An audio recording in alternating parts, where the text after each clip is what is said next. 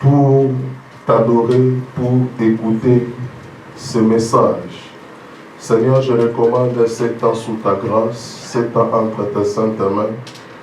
Enseigne-nous tes voies, montre-nous la direction que nous devons suivre pour notre survie spirituelle. Au nom de Jésus, que nous disons tous Amen. Amen. Amen. Amen. Que Dieu vous bénisse et merci d'être encore là ce matin dans la maison de Dieu. Je salue tout le monde et je salue les prophètes intégral. Je salue Maman Esther, que Dieu vous bénisse. Et bien aimés, nous voulons parler de quelqu'un, nous voulons parler des messages en rapport avec cette fête de Pâques. Amen. Bien aimés, nous sommes en train de célébrer la Pâque aujourd'hui. Mais il y a un problème que nous devons comprendre. Lorsque nous parlons de la Pâque, il y a deux sortes de Pâques. Il y a la première Pâque que nous appelons la Pâque juive. La Pâque comme fête juive. La Pâque que les Juifs célèbrent, ce n'est pas la même Pâque que nous célébrons. La Pâque comme la fête juive, nos ancêtres, c'est-à-dire nos prédécesseurs les Hébreux, lorsqu'ils célébraient la Pâque, ils célébraient une seule chose. C'était la sortie de leur père en Égypte. Parce qu'il fut un moment, le peuple d'Israël était en Égypte, dans l'esclavage, là où ils avaient passé 4 siècles, c'est-à-dire 430 ans, passés en Égypte. Il y a eu des corvées, des travaux forcés qu'on leur faisait après la mort du roi qui connaissait Joseph. Le peuple de Dieu était bien traité. Le peuple de Dieu était bien respecté. Le peuple de Dieu subissait un traitement humain. Lorsque le roi qui connaissait Joseph était encore en vie. Mais après le décès de ce roi, le roi qui était venu, les pharaons qui étaient venus, qui ne connaissaient pas Joseph, lui, il s'est mis à maltraiter le peuple juif. Et leur souci de tous les jours, il priait à l'Éternel pour demander leur libération. Mais pendant qu'ils subissaient un bon traitement de la part du roi qui était là avant, leur plaisir était de rester en Égypte. Mais quand la douleur est arrivée, quand le malheur est arrivé, c'est dans ces moments-là que le peuple de Dieu avait commencé à demander à Dieu la libération, la sortie. Et Dieu, dans son amour, avait envoyé son serviteur, le prophète Moïse, comme un libérateur qui représente Christ, pour aller le libérer. Comme nous, autrefois, dans le monde, nous étions sous le péché. Mais Christ était venu, comme Moïse, comme le libérateur, afin de nous libérer pour nous emmener à Dieu. Moïse a fait ce travail. Il était parti pour libérer le peuple juif. Et lorsque les Hébreux célèbrent la Pâque, ils voient une seule chose: la libération ou la sortie de leur père en Égypte. Amen. Amen. Dieu avait multiplié des frappes.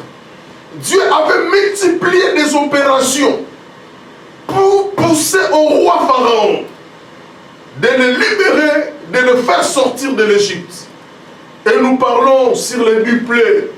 Et il y a eu Bien aimé, en dernière, la mort de tous les premiers-nés en Égypte. Dans chaque famille plairait de mort. Oh, mais là où il y a eu le sang, sur les laitons, l'ange de la mort ne rentrait pas, parce que les Hébreux habitaient là. Donc le peuple juif, il célèbre aujourd'hui la Pâque pour commémorer la sortie de leur père en Égypte. Et c'est là où, bien aimé, ils ont servi Dieu pendant 40 ans dans le désert. Alléluia. Mais la deuxième Pâque, c'est la Pâque chrétienne. C'est la Pâque comme fête chrétienne que nous sommes en train de célébrer aujourd'hui. Nous, en tant qu'Église, lorsque nous célébrons la Pâque comme c'est le cas aujourd'hui, nous ne voyons pas la sortie des Israélites en Égypte. Cela n'est pas notre affaire. Cela ne nous concerne pas. Mais nous, aujourd'hui, là, lorsque nous célébrons la Pâque, du fait que nous la célébrons déjà, nous pensons à une seule chose, à la mort et à la résurrection de Jésus-Christ. Alléluia. Amen. Donc notre Pâque d'aujourd'hui, bien aimé, nous pensons à un homme qui est Dieu, un homme qui avait tous les attributs divins. Et cet homme a existé avant la fondation du monde, parce qu'il est éternel. Il n'a ni commencement de jour, ni fin de vie. Dans son premier attribut, il est éternel. Cet homme-là avait accepté de quitter sa demeure, de quitter le ciel et de descendre ici-bas sur la terre afin de libérer un peuple qui pataugeait dans la boue, un peuple qui était sous l'oppression démoniaque. Et cet homme-là avait accepté d'abandonner sa gloire, d'abandonner son règne, d'abandonner tous les privilèges qu'il avait dans le ciel et de descendre sur la terre, bien aimé, pour nous sauver. Et cet homme s'appelle Jésus. Et bien aimé, la mission principale de Jésus quand il venait sur la terre, c'était de mourir sur la croix. Jésus n'avait pas deux missions. Jésus n'avait pas trois missions. Donc lorsque Jésus quittait le ciel, il descendait sur la terre. Bien aimé dans le Seigneur, après son incarnation, dans le ventre de quelqu'un, Marie avait tout simplement trouvé une grâce. Elle n'était pas spéciale. Elle n'a jamais été spéciale. Même à son époque, il y a eu plusieurs vierges. Mais elle avait trouvé tout simplement la grâce. Dieu, bien aimé, lui a seulement choisi pour que par elle, Jésus puisse sortir du monde. Bien aimé, et Jésus était né, sans l'union d'une femme et d'un homme. C'est-à-dire le Saint-Esprit avait couvert tout simplement, Marie par son ombre, et une femme vierge qui n'avait pas connu l'homme se retrouve enceinte. Voyez l'histoire. Son mari a voulu même rompre secrètement avec elle, parce que pour lui, sa fiancée, bien aimé, les trompait. La fiancée en question était vierge. Elle ne connaissait pas encore l'homme. Et Jésus était né, bien aimé dans le Seigneur, pour sauver l'humanité du péché. Amen. Alléluia. Amen. Raison pour laquelle particulièrement dans cette fête de Pâques, je vais parler sur les trois dimensions du péché. Je vais parler sur les trois dimensions du péché. Bien aimé, lorsque nous parlons de la Pâque, nous voyons directement le péché. Jésus était mort parce qu'il y a eu le péché. Jésus était mort parce qu'il y a eu des péchés. Si le péché n'existait pas sur la terre, Jésus n'allait pas mourir. Si l'homme créé par Dieu n'était pas tombé dans le péché, bien aimé, Jésus n'allait même pas venir. Mais Jésus était venu parce qu'il y a eu un péché. Et les moyens par lesquels l'homme devait être sauvé, c'était de donner sa vie, de donner son sang. Parce que le sang de bouc ne pouvait pas ôter le péché. Ça couvrait tout simplement le péché, mais le péché restait. Mais il a fallu que le sang d'un Dieu, le sang pur, le sang qui n'a pas commis le péché, il a fallu que ce sang-là soit versé pour que le péché soit complètement ôté. Et Jésus était venu. Bien-aimé, la Pâque, oh, comme fête chrétienne, nous parlons de la résurrection, de la mort et de la résurrection de Jésus. Bien-aimé, oh, c'est parce qu'il y a eu le péché. Nous voulons parler sur ces trois dimensions du péché. Mais rapidement, pour introduire, je dis, l'étude du péché, c'est une étude qui intéresse beaucoup. Voir les origines du péché, voir les conséquences du péché, voir ce que cela signifie. Et le monde a été détruit parce que le péché était arrivé sur la terre. Avant le péché, le monde vivait bien. Dieu avait donné deux pouvoirs à l'homme lors de la création. Je vous ai dit, Dieu bâtit un jardin en Éden. Il crée l'homme. Il donne à l'homme qu'il avait créé deux pouvoirs. Le premier pouvoir que Dieu avait donné à l'homme, Dieu avait donné à l'homme le mandat que nous appelons le mandat divin. L'homme vivait sur la terre créée par Dieu. Il avait ce mandat-là que nous appelons le mandat divin. Que veut dire mandat divin? L'homme avait un mandat de Dieu. C'est-à-dire, avec ce mandat, il pouvait croiser un serpent sur la route, sur son chemin. Le serpent ne pouvait rien faire à l'homme. Par le mandat que l'homme avait reçu de Dieu, lors de la création, il pouvait marcher, il croise un lion. Et le lion passe à côté. Par le mandat divin que Dieu avait donné à l'homme, l'homme pouvait tomber même dans l'eau où il y a 100 000 crocodiles. Aucun crocodile n'allait faire du mal à l'homme. Pourquoi? Parce que tout de suite lors de la création, Dieu avait donné ce mandat divin à l'homme. L'homme avait le mandat de diriger la terre, de contrôler l'univers. Sur la terre, c'est l'homme qui régnait. Il avait donné la terre au fils de l'homme. Mais le ciel était son trône. Et sur la terre, bien aimé dans le Seigneur, aucune espèce, aucun animal ne pouvait faire du mal à l'homme par rapport au mandat que l'homme avait reçu.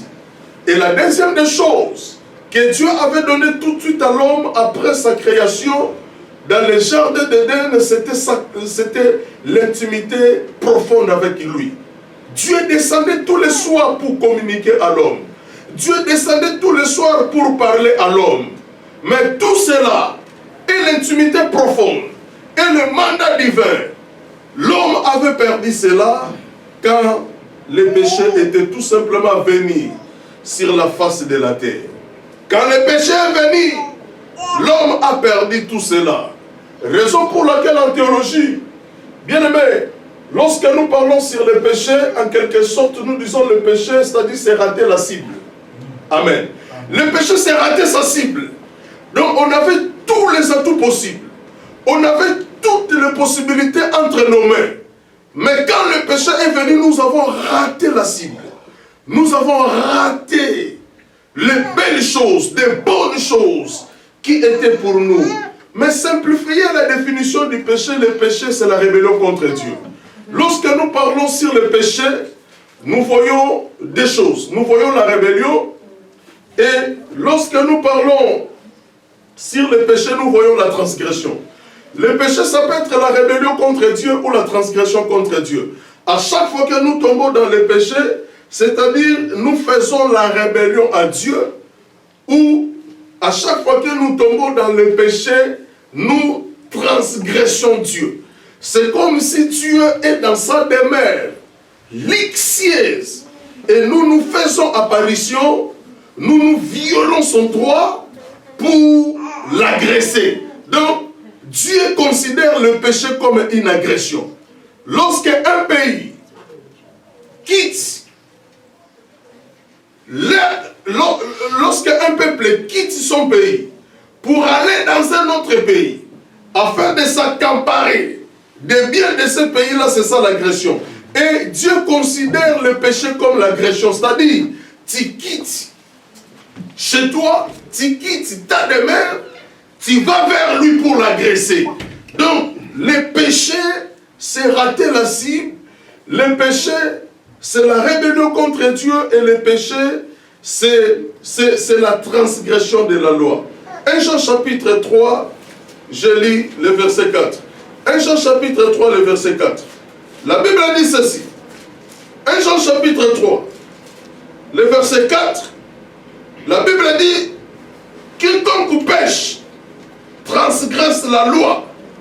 Et le péché est la transgression de la loi. Quiconque pêche transgresse la loi.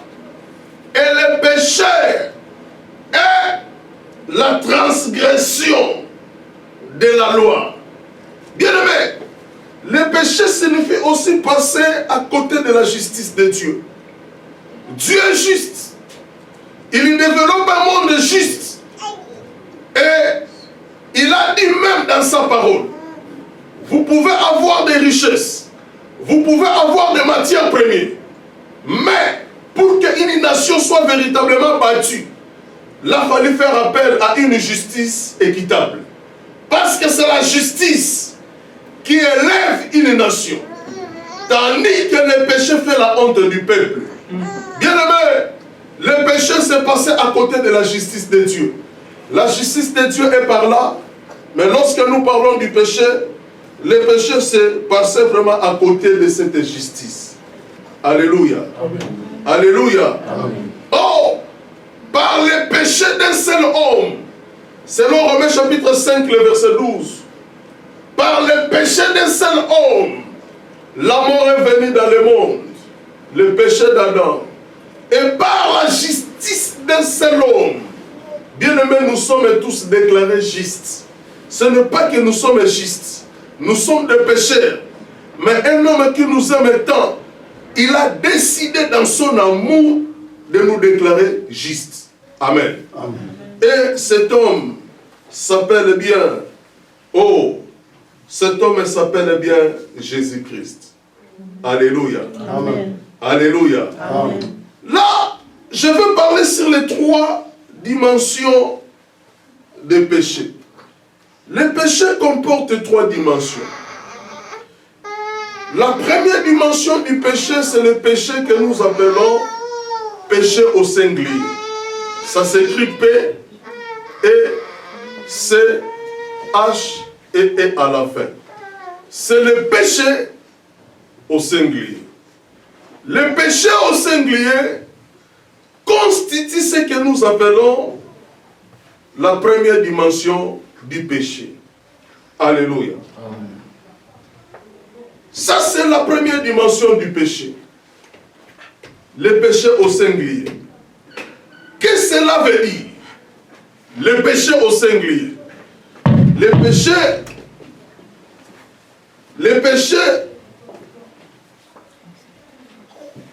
péché au singulier, c'est le péché originel. C'est le péché que toi tu n'as pas commis. C'est le péché que moi je n'ai pas commis. Mais c'est le péché qu'on a reçu par héritage. C'est comme un parent mort, comme un parent décès, il lègue ses biens à ses enfants. Le péché au singulier, c'est le péché que nous appelons, le péché originel. Le péché du départ, le péché du début. Alléluia. Amen. Romains 1,12, je vais lire rapidement. Romains chapitre 1er, le verset 12. Romains chapitre 1, le verset 12. Romains 1,12, la Bible dit.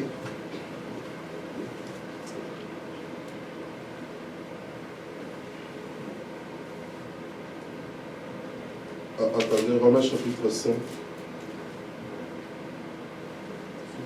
Romains chapitre 5, 12. Ok. Romains 5, 12. C'est pourquoi, comme par un seul homme, le péché est entré dans le monde. On parle du péché au singulier. Le péché est entré dans le monde, et par le péché, la mort ainsi. la mort s'est étendue sur tous les hommes parce que tous ont péché. Alléluia. La première dimension du péché, c'est le péché au singulier, le péché originel. C'est le péché que Adam et Ève avaient commis. Alléluia. Amen.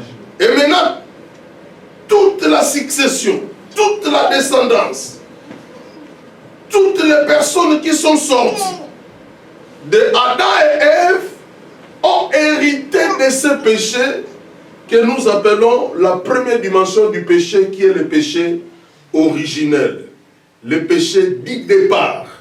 Alléluia. Aujourd'hui, toute personne, bien aimée dans le Seigneur, qui naissent, donc la personne naît déjà avec ce péché que nous appelons le péché originel, le péché adamique. Alléluia. Amen. Même si tu es fils d'un pasteur, même si tu es la fille d'une prophétesse, quand tu viens sur la terre, le péché là s'attache directement à toi. Le péché originel. C'est la première dimension du péché. Deuxième dimension, la deuxième dimension du péché, c'est le péché maintenant que nous composons au pluriel, le péché vraiment avec P, E, C, H, E et S à la fin. Donc, les péchés. Amen. Amen. Le péché au pluriel, c'est la deuxième dimension du péché. Bien aimé, ce péché veut dire quoi exactement? Ça, c'est maintenant le péché que nous-mêmes nous commettons. Amen. Amen. Le péché que nous-mêmes nous commettons. Tu as volé, tu as tué, tu as menti, tu as pris la femme d'autrui, tu as fait quelque chose d'horrible. Ça, tu es dans la deuxième dimension du péché, le péché que nous appelons le péché au pluriel, c'est-à-dire le péché que nous-mêmes nous commettons. Alléluia. Amen. Le péché que nous-mêmes nous commettons, ça c'est le péché dans sa deuxième dimension. Amen. Amen. Amen. Amen. Et bien aimé, lors de la nouvelle création, lorsque nous recevons le Seigneur, lorsque nous acceptons Jésus dans notre vie comme Seigneur et Sauveur, le péché que Dieu nous pardonne en premier, c'est le péché que nous appelons le péché adamique. Amen. Amen. C'est le péché que Dieu nous pardonne. Parce que c'est un péché qui, tant qu'on n'a pas reçu le Seigneur dans notre vie comme Seigneur et Sauveur, c'est un péché qui va toujours rester. C'est un péché qui va toujours continuer. Et quand nous recevons Dieu, je peux décider de ne plus commettre le péché. Parce que j'ai reçu déjà le Seigneur. Je peux décider de ne plus voler. Je peux décider de ne plus mentir. Parce que j'ai reçu déjà le Seigneur. Je peux mettre fin à la deuxième dimension des péchés. Mais lorsque nous recevons Dieu, il nous pardonne, premièrement, dans le péché qu'on a hérité de nos parents. Qu'on a hérité de nos parents. Nos parents, c'est-à-dire Adam et Ève. Alléluia. Troisième dimension et dernière dimension du péché, ce n'est pas le péché au singulier, ce n'est pas le péché au pluriel, mais la troisième et dernière dimension du péché, c'est le péché que nous appelons par l'incrédulité. Amen. C'est quoi l'incrédulité? Je vais nous aider à comprendre, c'est la troisième dimension du péché. Parce que lorsque nous parlons sur la mort et la résurrection de Jésus, Jésus était venu mourir en ce jour de Pâques pour libérer l'humanité du péché. Le péché est encore là. Le péché règne encore. Parce que selon Ésaïe chapitre 8, le verset 23, Les ténèbres doivent continuer à régner. Les ténèbres doivent continuer à régner. Alléluia. Mais notre combat de tous les jours, nous livrons un combat acharné pour arrêter l'action ténébreuse, pour arrêter l'œuvre ténébreuse, pour que le péché ne continue plus à régner sur la terre. Mais le péché est toujours là. Alléluia. L'incrédulité, par définition, c'est un péché conscient et continuel dont la personne ne se répand pas. Amen. Lorsqu'un homme arrive à commettre un péché avec toute sa conscience, il est à l'aise dans ce péché. Il est conscient de ce péché. Et il persiste. Un péché conscient, continuel. Tu n'as pas la moindre intention d'abandonner cela, même après 10 ans. C'est ce que nous appelons, ça dépasse les cadres des dimensions du péché. Mais là, nous tombons tout de suite dans le péché que nous appelons l'incrédulité. L'homme tombe dans l'incrédulité. Et là, c'est dangereux. Alléluia. Et alléluia. Amen. Et Jésus a voulu une fois opérer beaucoup de miracles dans une ville. Les gens étaient aussi malades. Les gens avaient aussi de nombreux soucis. Mais l'unique barrière qui s'est présentée pour que Jésus ne fasse rien, c'est parce qu'il avait vu, non le péché, mais parce que Jésus avait vu l'incrédulité. Alléluia. Amen. Alléluia. L'incrédulité est un péché conscient et continuel dont la personne ne veut pas se repentir, ne se repent même pas. Amen. Amen. Et, bien aimé, comme aujourd'hui nous allons passer un temps de prière et une petite réunion de 15-20 minutes, je vais chuter dans ce point. Je n'ai pas voulu être long aujourd'hui. Comme c'est la Pâque, je sais que vous avez des préoccupations. Vous avez des sorties certainement. Il y a un texte qui dérange tellement. Il y a un texte qui complique tellement. Le texte de 1 Jean chapitre 5, le verset 16. C'est-à-dire, dans Romains chapitre 6, le verset 23, la Bible dit le salaire du péché, c'est la mort. Nous sommes dans Romains chapitre 6, le verset 23. La Bible dit le salaire du péché, c'est la mort. C'est noir sur blanc. Le salaire du péché, c'est la mort. Mais on arrive, l'apôtre Jean vient dans 1 Jean chapitre 5, le verset 16. Il lui parle des péchés qui mènent à la mort et des péchés qui ne mènent pas à la mort. Cela complique même le corps du Christ en général. Même beaucoup d'hommes de Dieu sont un peu confus en lisant 1 Jean chapitre 5, le verset 16. Comment l'apôtre Paul nous a dit dans Romains 6, 23 que le salaire du péché c'est la mort, mais comment un autre apôtre qui est Jean dit dans 1 Jean 5, 16 il y a un péché qui ne mène pas à la mort. Bien aimé, c'est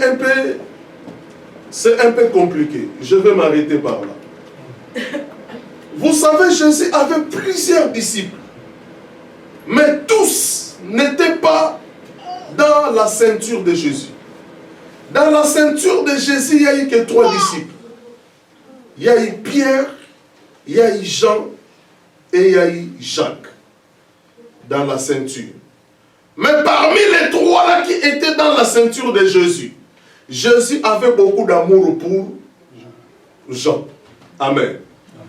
Il est l'unique disciple qui pouvait dormir sur la poitrine de Jésus quand il avait sommeil. Et Jésus ne le réprimandait pas. Et Jésus ne le repoussait pas. Il avait beaucoup d'amour. Beaucoup de considération auprès du Seigneur. Donc, c'est-à-dire même quand les autres disciples partaient, les 3 là restaient proches de Jésus. Ils traitaient parfois certaines questions difficiles que les autres apôtres ne savaient pas. Parce qu'ils restaient vraiment dans la ceinture là de Jésus. Les 3. Alléluia. Amen. Et nous voyons l'apôtre Jean dit, il y a un péché qui ne mène pas à la mort. Donc, c'est-à-dire l'apôtre a voulu dire Malgré Paul vous a dit, dans Romains 6, 23, que le salaire du péché c'est la mort, mais il y a des péchés qui ne mènent pas à la mort. Je vais expliquer cela. Qu'est-ce que cela veut dire? Bien aimé, il y a des péchés qui mènent à la mort, oui, et il y a des péchés qui ne mènent pas à la mort. Tous les péchés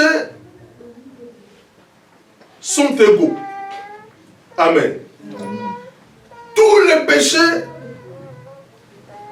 sont égaux. Mais tous les péchés ne sont pas graves. Quelqu'un qui a tué, frère Junior, un homme, et il est décédé.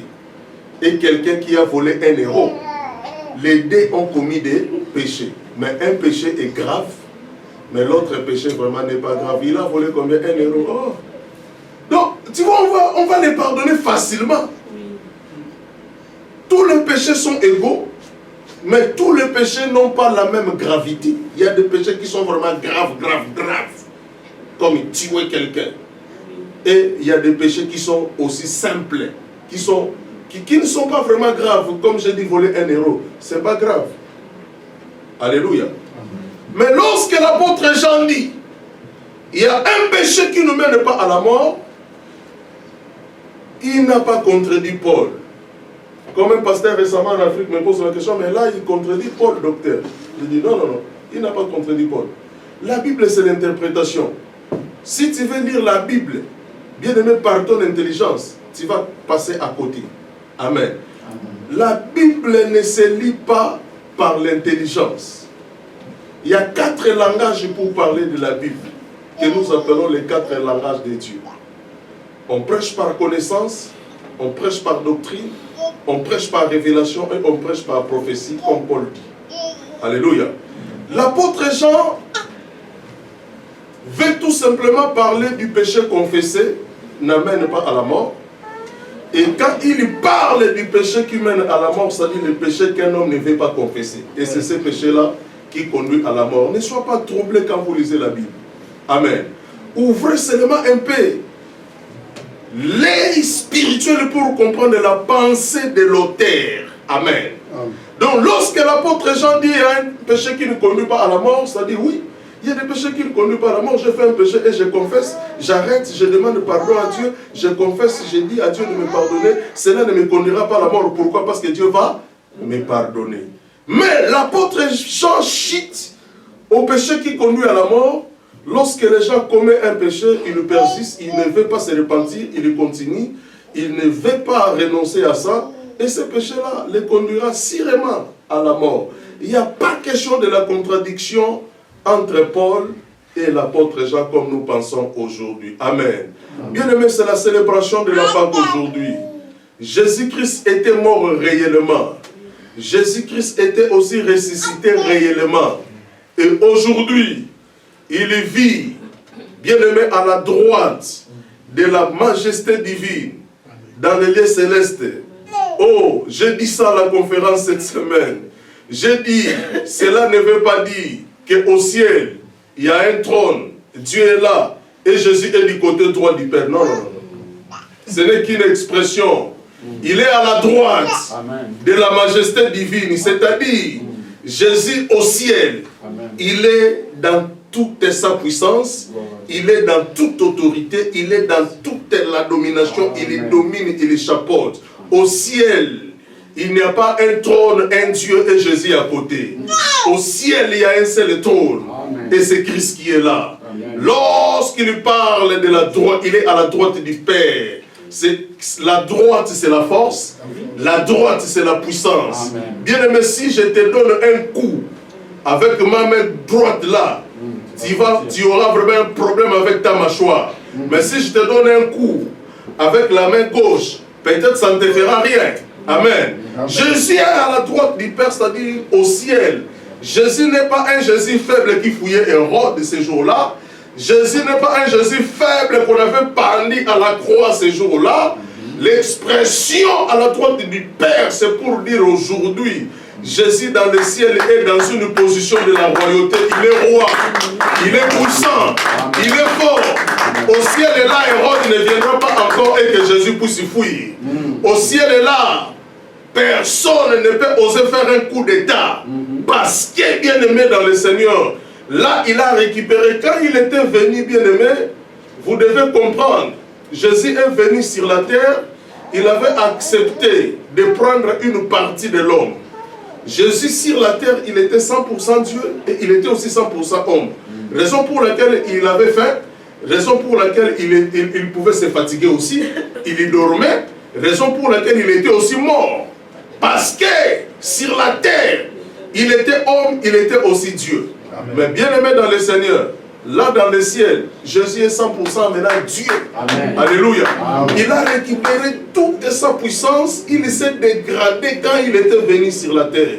Il avait accepté de perdre quelques grades. Il s'est humilié, il avait pris la forme d'un serviteur. Mais aujourd'hui, il se retrouve à la droite du Père.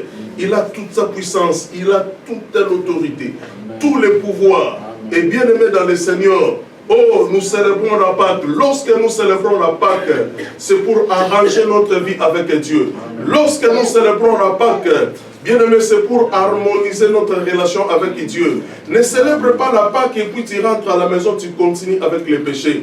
Lorsque nous célébrons la Pâque, nous commémorons la mort et la résurrection de Jésus. Il était mort pour nos péchés. Nous devons prendre conscience lorsque nous célébrons la Pâque, de mettre notre vie en ordre, de marcher droitement, de suivre les chemins du Seigneur, de mener une vie d'intégrité, de mener une vie d'honnêteté.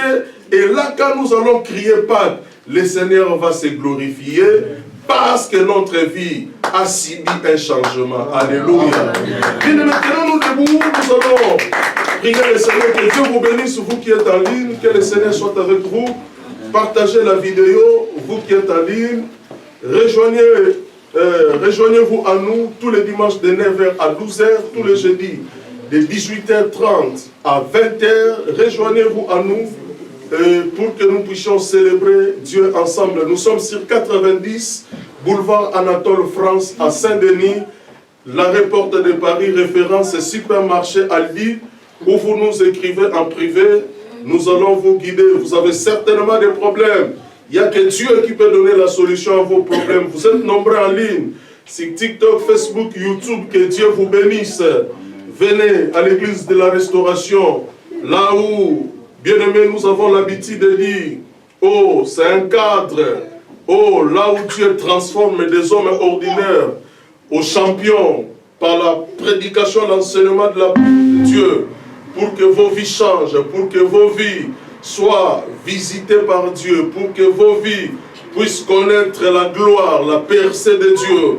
Que Dieu vous bénisse et que la paix règne dans vos maisons. Nous pensons toujours à vous, raison pour laquelle chaque dimanche nous faisons un clin d'œil à vous qui êtes en ligne. Que ceux qui sont malades soient guéris au nom de Jésus. Bien-aimés, nous allons prier le Seigneur ce matin. Commence à prier pour demander à l'Éternel. Commence à prier pour demander à l'Éternel. Que l'Éternel te pardonne. Bien-aimé, prie pour demander à Dieu que le Seigneur te fasse grâce ce matin. Que le Seigneur